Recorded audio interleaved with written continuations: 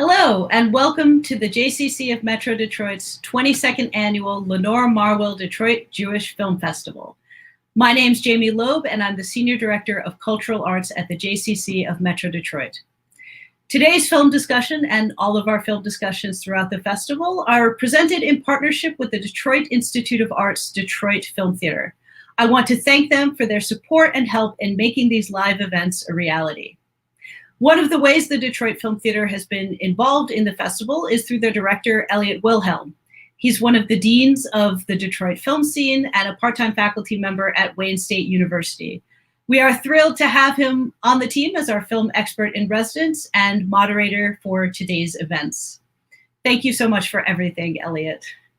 This is our first virtual festival, of course, and we are thrilled to be able to connect with all of you from the comfort of your own home. Our festival is run from October 4th until the 30th, which is the end of this week.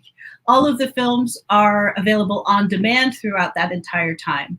You can see the full lineup of films and our remaining events right here at our website, where you can also buy tickets to the film, see what else is going on around the Cultural Arts Department, and all of the fun things right here at our website. While you're here at the JCC's YouTube channel, be sure to subscribe, like this video, hit the reminder bell so that you're always in the know when we have exciting virtual events. We do want to hear from you. We want to hear your comments, your questions, your thoughts about this movie. You can put a comment in the comment box below or text it to this number up here, 248-973-7286. We'll share your comments with the audience, with the speakers. They have a great discussion for you today, but of course they will get to as many of your comments and questions as they can.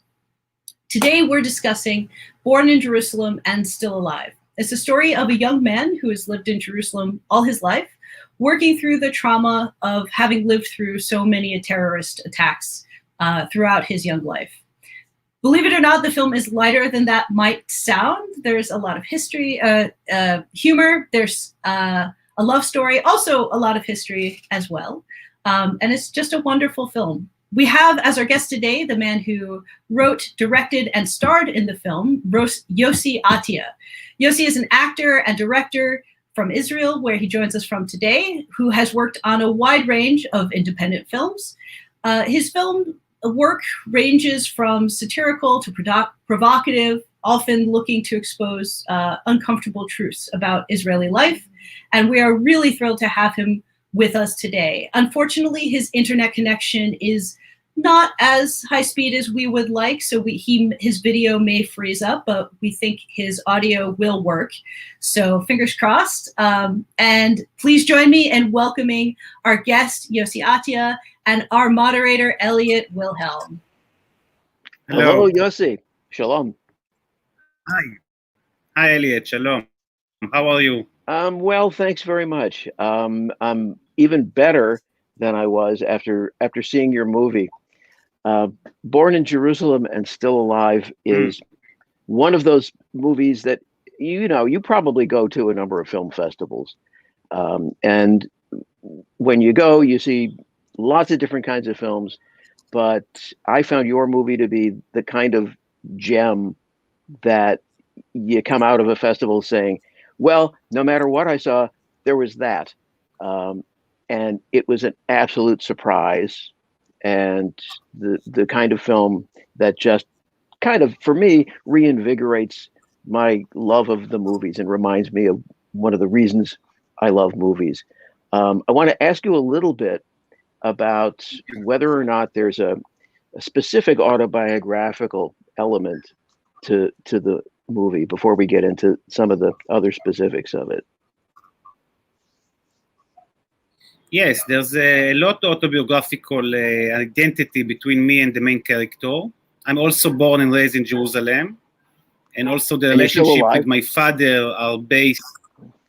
I'm still alive. Yeah. The relationship with my father are based on my relationship with my father. And all the tours are kind of a documentary way of doing them and screen them. And did you ever conduct a terror tour? I conducted a couple of times as a research for the film.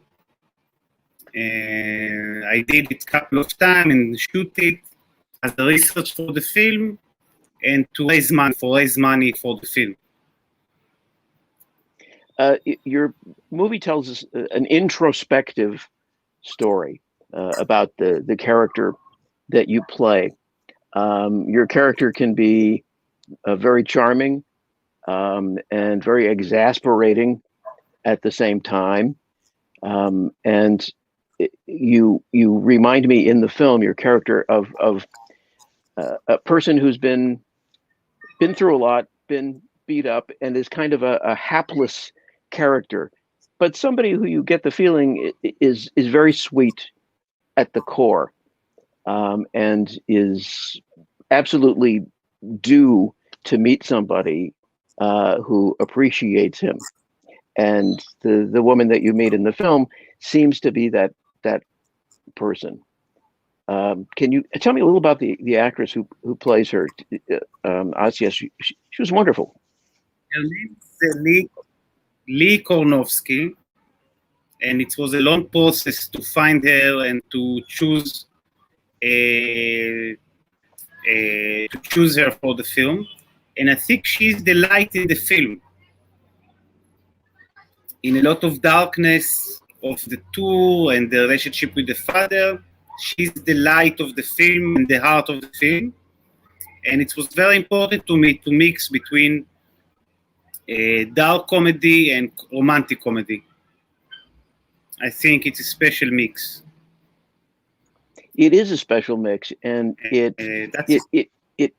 tugs at you because it feels like you're not making cheap compromises to fill a formula or a format for a romantic comedy.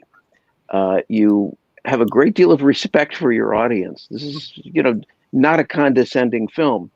And just before we went on the air, I was mentioning to you that I have a special fondness for the films of a French filmmaker, Eric Romer, who made he was a film critic in the 1950s in France and made a lot of wonderful movies about relationships that frequently were based strictly on conversation and how that conversation would flow into other conversation and how relationships were revealed. Very small situations, but very big emotions in miniature almost. You also have an appreciation for his films. Do you think that they influenced you in any way in your creation of this film? I have to say that I think the Ellen are also been they affect my creation. And Eric Romer, of course, is great in little situation and little microscopic situation between persons, especially between men and women.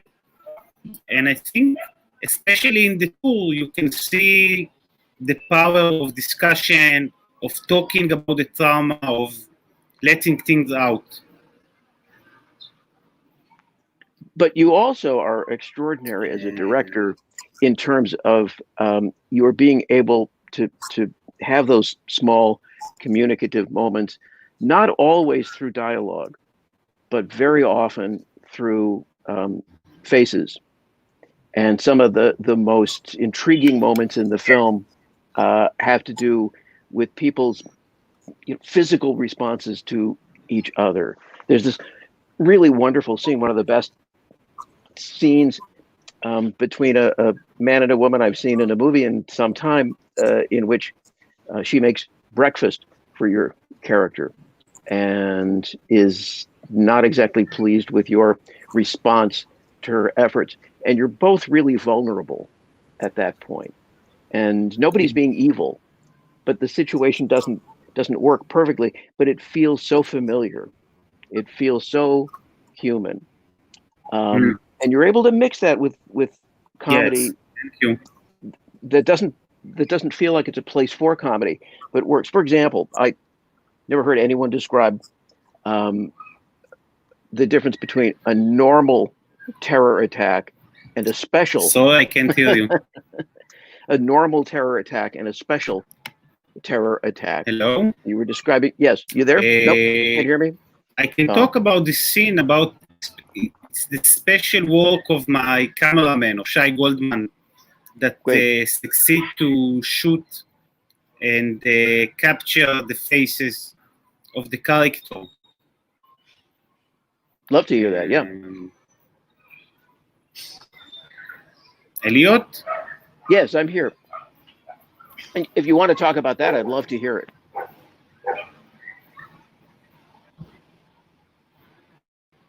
Now I can hear you. You can. Okay. Yeah, if you'd like to talk about that, the relationship with your camera person, I would like to hear that, because it really plays a big role in what you've achieved here.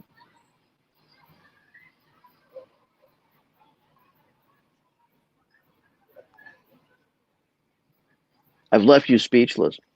Can you hear me now? Nope. Elliot? Yes, I'm here. Yes. Okay, you can hear me now. Okay. Okay, you can. Yeah. You were talking about your camera person and how your camera person works with you to capture. Please. He did it a lot of his intuition. We didn't work with exactly like he kept the moment. We shoot the film in a documentary style, especially the tours. We did it with a real tourist, and also with the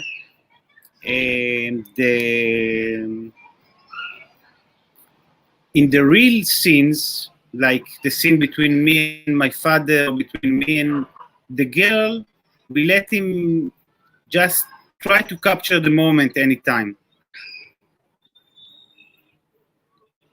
And he's a wonderful cameraman. It was a really honor to work with him. Yeah, it wasn't showing off or overly, attempting to be overly cinematic. It really allows the audience to be with these people. What I was saying before, the moment. Exactly. There's a moment in the film in which you're giving, as part of one of the tours, you're describing with a chart how to behave after a terror attack if you're going on a date with someone. And you've got a series of boxes, like a grid, with a person in which I think it's 15 people are attacked, or 12 people are killed, and then a different number. And you don't know whether to laugh or not, or exactly how to react. And then there's this point in which you describe a normal terror attack as being on a bus, and a special terror attack being in a cafe, and how you react differently, how you should react. Etiquette, in other words, the etiquette of how to act after a terror attack. It seems like a sensitive subject to do something that was slightly funny on it, but was it based in reality? It's not based. It's not. Of course, it's based on reality of how to live and behave in this kind of period of time. And I think my specialty is to be with sense of humor on a delicate subject. It's one of the things I think it's the power of the film, and I'm proud of these little moments that you don't know if to laugh or to cry, and you feel maybe a bit uncertain of course, when you see the film in a cinema and you hear other people laugh, it's make you more easier to laugh. Well, you're really wonderful at But doing I hope that. that also. Thank you. No, oh, that's okay. Yeah. Is there a question? Yeah. No, I wanted to know how this was your first film, your first feature film, correct? Yes. What? It feels, in addition to the other things that I was mentioning that I admire about the movie, it feels very confident. A lot of filmmakers describe their first. Okay, go ahead. I did it. I didn't direct it alone. I co-directed it with David Offe.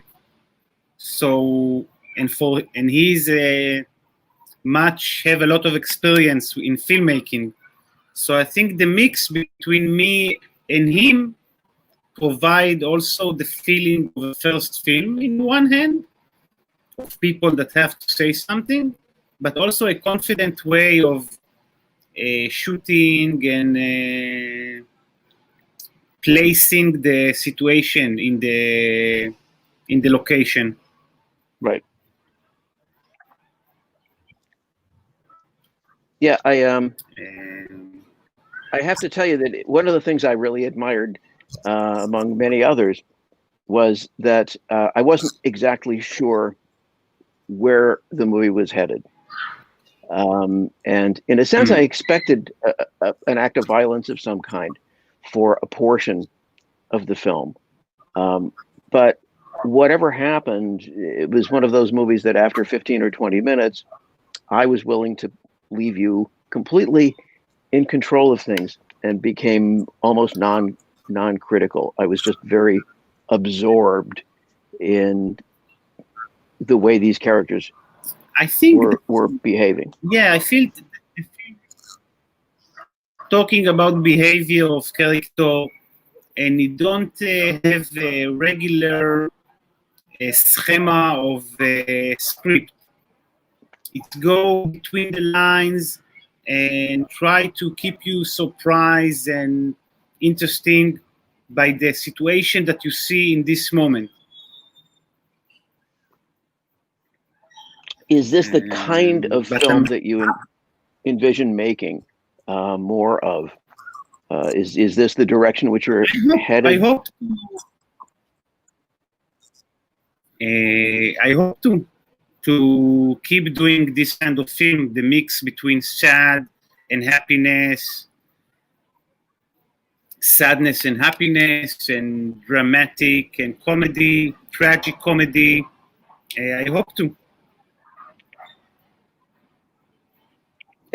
Let me tell you one more thing that I really admired about the way you've written the picture, is that you didn't feel the need to give a complete detailed backstory of all of these characters, because everybody has their reasons, and they react in ways that can sometimes be puzzling to each other, like that breakfast scene. When you weren't being rude, you were clearly preoccupied, and it's one of those things in which two people can take each other's behavior the wrong way, and they're also nervous about the relationship and is it going to work. And you can feel in the way you directed all of those different levels happening at the same time. And I just want to tell you that I can understand why it won the Best First Film Prize at the Jerusalem Film Festival. It's a film that needs to be seen very widely. I hope it is. It's screened in Paris on May, and I hope it will be screened in Israel. Nowadays, our cinema are closed because of the coronavirus. Right. And I hope it will be released in state also. Meantime, it's run in a lot of Jewish film festivals around the world. And I really wait to see how the Israeli audience will see this film. Right. I really hope it will happen. ethnicities of the different groups that you toured through the terror tour, they all seem to react and act a little bit differently. Was that based on experience with people from particular countries or cultures that you've encountered? It just we try to bring all kind of groups and all kind of reaction to see the development, the change in the tour. That in the beginning the Japanese doesn't understand him.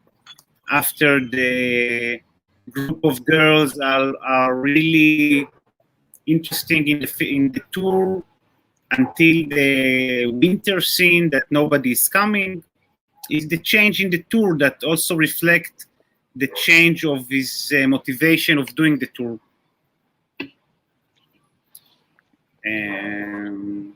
But it was important for me to show all kind of people how they react to this tour. So what is your own experience living from day to day? You live in Jerusalem, or you live in Tel Aviv? Nowadays I live in Tel Aviv, but in the period, like the period that the film is discussed, 2000 to 2005, I was living in Jerusalem. And the tour is reflect my own experience. Not exactly, I never been in a terror attack. Like, this is not autobiographical, but I thought it's the right develop of the character. And it's the mix between day to day and regular day and unexpected terror attack that can happen all the time. How to live in anxiety. How is living in anxiety from day to day. Which is a very relevant topic right now, all over the world.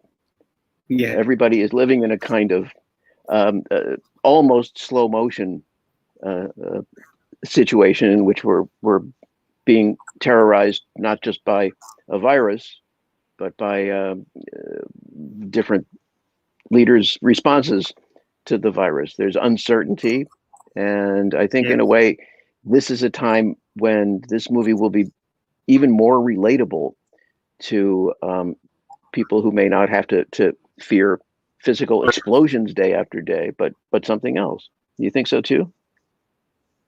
Yes. I think it's relevant. Also,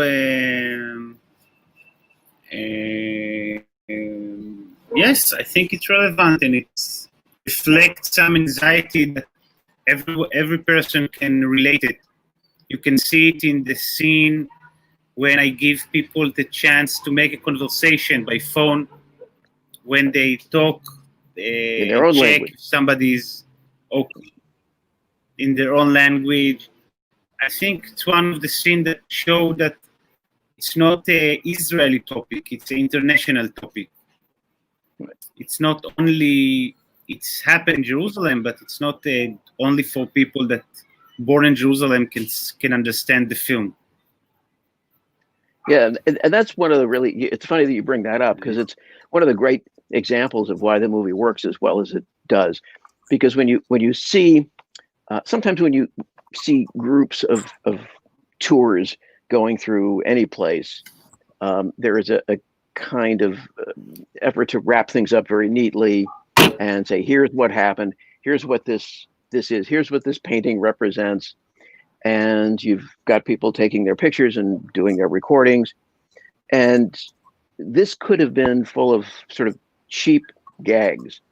And yet a scene like that, which sounds like it's possibly a setup for something that's going to laugh at tourists from another country, becomes kind of touching when you add that element of them. And a couple of the people really get into it. There's one that's almost a dramatic reading that was quite moving, and the picture's full of surprises like that. So I got to stop talking about how much I admire it. But do you have family that weighed in on the film? What was their response when you first showed it to them? They like the film. They find it very autobiographical because they know me. They find the relationship between me and Ronen.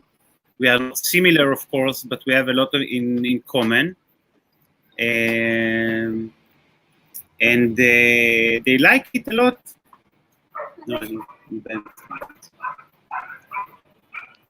Well, they should. That's it. Okay. You know, also, unfortunately, my father couldn't see the film. No, I said that unfortunately my father couldn't see the film because he passed away before we shoot the film. Sorry to hear that. Yeah. It's really. Go ahead.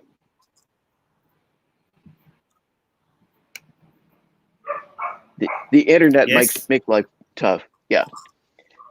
So you said it's playing in Paris now, or in France?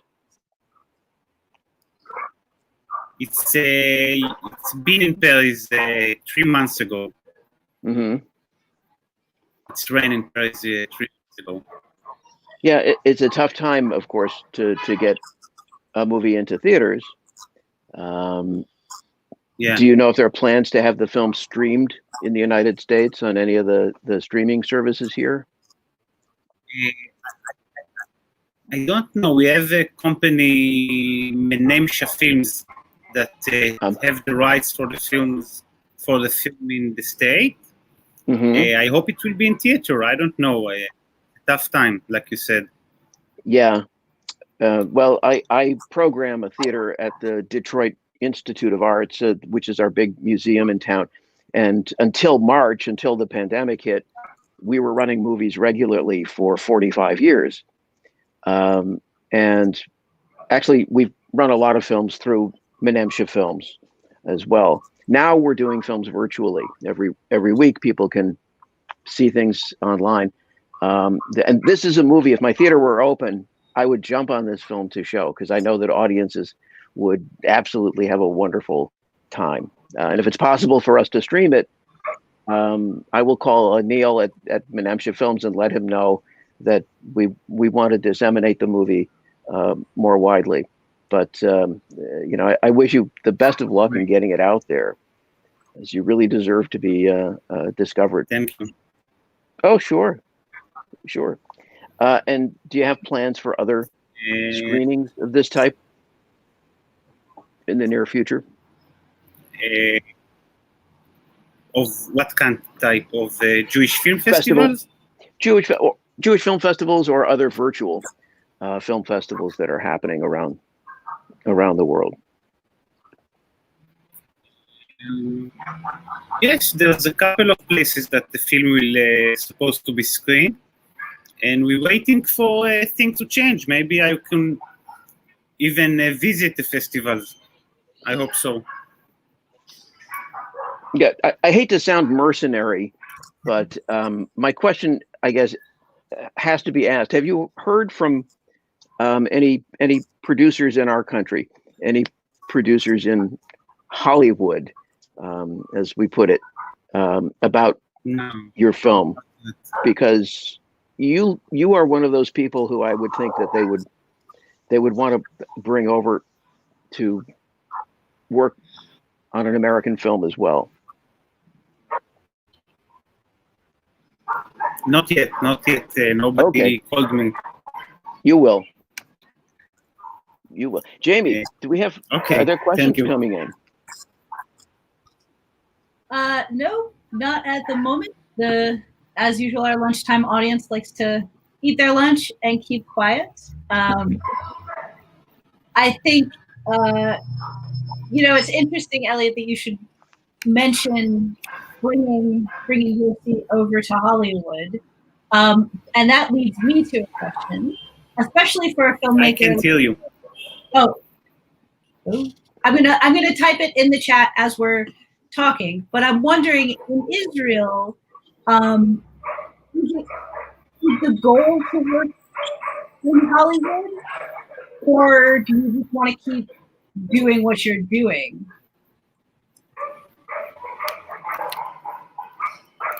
In case you can hear me and just not Jamie, she wanted to know if you're interested in working in Hollywood, if it were something that were offered to you or became available. I'm not sure my type of film are related to Hollywood, but maybe in the independent cinema, in the area of more not blockbuster of Hollywood, but more independence and art house, like film, art house film. Yeah. So you mentioned before we went on the air that you were working on your next film, which was proving a little difficult. And I can imagine a lot of reasons why trying to write a film right now would be really difficult. But can you tell us a little bit about what you're working on? I cannot tell you because I don't really know. I have no ideas yet. I have a couple of ideas, but I cannot talk about it yet. Sorry. No, that's okay. What is it? We like to be surprised. It's true. What is it like trying to, be creative right now? It's not easy. I think the coronavirus and all the situation in Israel are not give you the right amount of feeling of writing something new when you don't know what exactly will be in the world. But we have to try. We cannot let the terror win. We cannot let the COVID win. You have to try. Wise words. Yep. Well, thank you, Yossi, for being here this afternoon. Thank you, Elliot, for leading us through a great discussion as always. And thank you to everyone for joining us this afternoon. I apologize for the challenges in the internet connection, but I think we still had some interesting discussion. Our next event is tomorrow night, Thursday, October 29th at 7 p.m. Eastern Time. We will be talking with and hearing some performances from piano virtuoso Guy Mintis, who wrote the score for the documentary Fiddler, Miracle of Miracles, which is still available streaming, as all our films are, until 11:59 on Friday night. So thank you again to Elliot and to Yossi, and thank you all for being here. Have a wonderful day.